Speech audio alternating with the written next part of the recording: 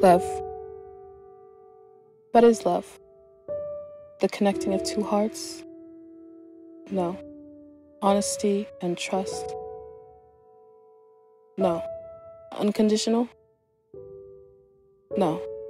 Love is a contradiction. Sticking it through because I would rather have bad times with you than have a good time with someone else.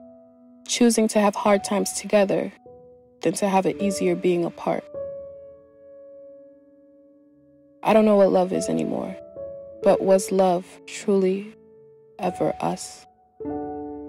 I'm not happy, but at least I can say I'm not sad. I think I deserve a whole hell of a lot better answer than just not being worth it. But I also think that just cutting people off and writing them out of your life is not always the right way to go. People grow and change, and they need time and space to do so. Time to grow into the adults that we all have the potential to be. We met when we were young. We are still both so young, with so much life ahead of us. What may seem like mountains now will truly only ever make one stronger.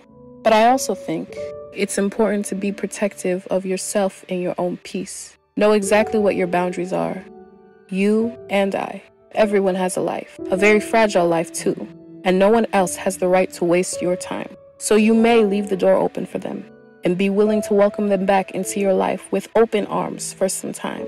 But there also may come a time where you can truly recognize the hurt and what it did to you.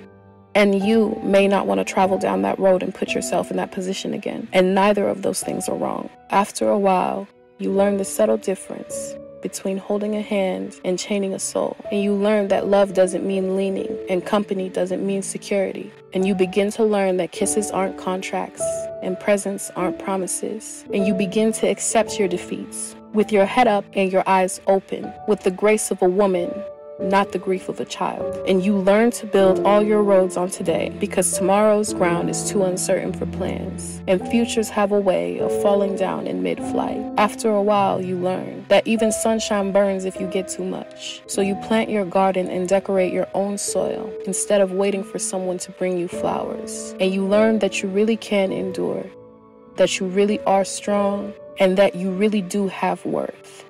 And you learn and learn. With every goodbye, you learn. After I lost the person that I truly believed was the love of my life, I had a friend share that poem with me. I reflect on it often, and sometimes I still think to myself, but if not you, then who? A great relationship doesn't happen because of the love you had in the beginning, but how well you continue building the love until the end. Is this truly the end? Maybe, maybe not. Who am I kidding? Hope is as beautiful as it is dangerous. I wanted to give them a fighting chance, holding on to the memories so tightly, because the memories were the only thing that didn't change, even when we did. But I guess loss is a lesson in life that takes so much energy out of us. And the kinder you can be to yourself throughout the healing process, the more energy you can save for the next battle. Losing someone can feel like they took all of your confidence and all of your self-worth with them. But that's not true. You are still 100% you. So go out there and take this day. Don't close any doors. Life has a way of working itself out, and everything in your life is for you. It was the best of times. It was the worst of times. It was the age of wisdom. It was the age of foolishness. It was the epic of belief. It was the epic of incredulity. It was the season of light. It was the season of darkness. It was the spring of hope. It was the winter of despair. We had everything before us. We had nothing before us.